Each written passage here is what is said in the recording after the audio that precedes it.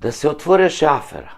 Абе, каква афера? Да се дојдеше само до сознание, шепот, навестување, сомнеш, дека некој на државната клиника во која било европска земја, дека некој било кој им давал на болните шекерна водичка во замена за цитостатици или нели некоја биолошка терапија најнова, најскапа за рак. Па до сега таму ќе беа затворени десетица луѓе, почнувајќи од министри, директори, па до задната хигиеничарка, ако постои сомнеш дека и таа била вмешана. А би оној што наплаќа доле за паркинг ќе го уапсе, и него што го пропуштил возилото со ове лековите кога идало према граница, косовска граница. Но тоа е така во нормални земји, каде што се знае црвената линија, и каде што таа не сме да се преминува, па макар и по секоја цена, па макар по и лоби групи да притискаат, и подземје, надземје, политика, курас, палац, и сам Господ Бог да сака да се симнебе, не се пројаѓаат тие црвени линии. Едноставно, ќе пукнеше целата работа и ќе мораше да се разреши.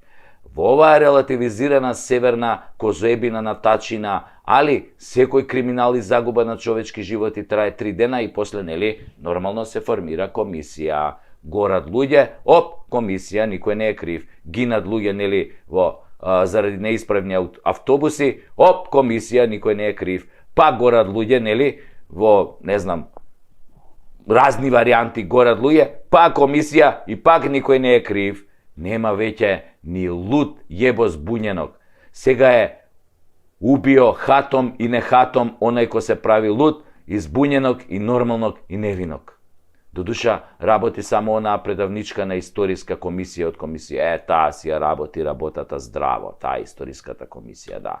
Македонија е во најхаотична и разрушена фаза откако помниме, ние што се уште сме живи, не баш здрави, затоа што сите сме психички одамна отидени. Не пукна психата, растурени сме, шизофренични. Системски државата и земјата ни е разурната до темел. Јасно ни е дека е разурната како со атомска бомба, но македонското секојдневие, она на кое се вадиме, кога зборуваме за тоа зошто си ја сакаме татковината, веќе не е за оправдување, затоа што е непрепознатливо. Да се подсетиме дека во рок од непол месец, како прво се пукаше во најголемиот трговски центар среде бел ден и не се најде виновникот, значи типот шета наоколу и може пак слободно да почне да пука кога сака повторно, нели? Дека носи маска, бе. Нема да може да знаат кој е, тоа е многу просто. А потоа дознаваме дека со години некој ми е заминувал терапијата на пациентите болни од рак, онаа скапата терапија што си ја плаќале, и истата ја препродавал на Косово. Косово? Секојаш Косово се јава тука. Модерна држава, демократија. И нема обвинет. Сите директори се на своите места, луѓето се умрени во тешки маки, ама нема обвинет. Оние од царина се фалат како фатиле овие шверц на филери, ботокси на граница, ама не спомнуваат за ова биолошкава терапија како им поминала низ прсти, тоест додека мижеле веројатно преку граница за Косово. Потоа киднапираа и дете и го убија за време на најголемиот безбедносен настан во држава во последниве 30 години. Ова нема врска со секојдневната политика, но има врска со политичката вмешаност во сите случаи. Ова се опашки на катастрофални државни политики на неколку политички гарнитури. Ова е политички концепт на премолчување, одобрување, нечинење, прескокнување, протежирање, но и издружување заради заедничка корист, заради крвави пари. Ова е резултат на една долгогодишна неказнивост и заштитеност на поединци од страна на државата. Нели, заради нивна директна или индиректна корист, овие поединци актери во настаниве кои се директно или индиректно поврзани сега некогаш или секогаш се поврзани со политичарите и нивните функции. Ова не се случува без знаење, без учество, влијание или директна поврзаност на икс политичари низ историјата со патиштата на овие актери, патишта кои на многу места се пресретнувале, се соединувале, се раздвојувале, имале дефинитивно влијание и насочување на правецот и настаните до кои денес за наша голема жал се доаѓа. Овие настани, како и 99% од настаните во Македонија, се во врска со одредена политичка констелација и одредени политичари кои се во секоја скисната манџа на која бзди нашава држава. Во овие настани нема, а бога ми ни во ниеден настан во Македонија, нема злосторот користолюбие, злосторот страст или злосторот небрежност. Нема Пуаро, нема Агата Кристи, нема Шерлок Холмс. Овде е секако во српска Сирија, каде што се што се случува има класичен балкански вес, ред крв, ред политика. Политичари ред неказнивост. Ова е страшно затоа што и од ова е метастазирана државата. Ова е ракот кој ги зафатил сите ткива. Ова значи дека народот не може да му верува на никого, затоа што на крајот на денот за секое злосторство стои некој политичар, вмешан е некој политичар, а веќе почна и директно да ги извршуваат, и тоа од најгнасен тип. Дали има лек? Лек.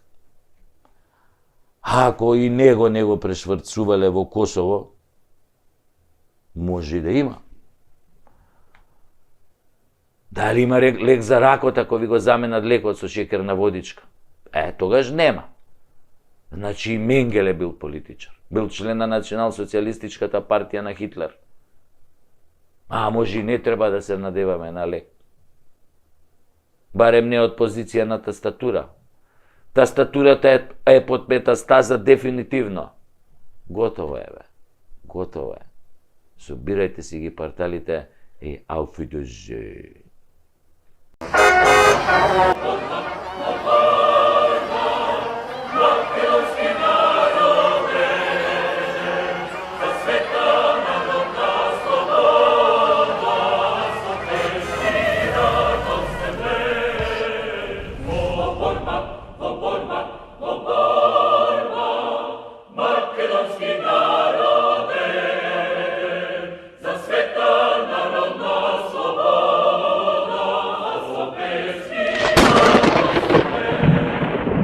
И пациенти. Велам пациенти затоа што сите ние живееме во една голема лудница. Овде има многу луди. Останатите мислат дека се нормални, иако се само непрегледани. Заинает на сите кои мислеа дека нема веќе да снимам. Заинает на сите што ме колнеа, а им се врати. Заинает на сите што не ми даваа, а поштено им барав. Заинает на несудените спонзори. Заинает на судиите кои се корумпирани.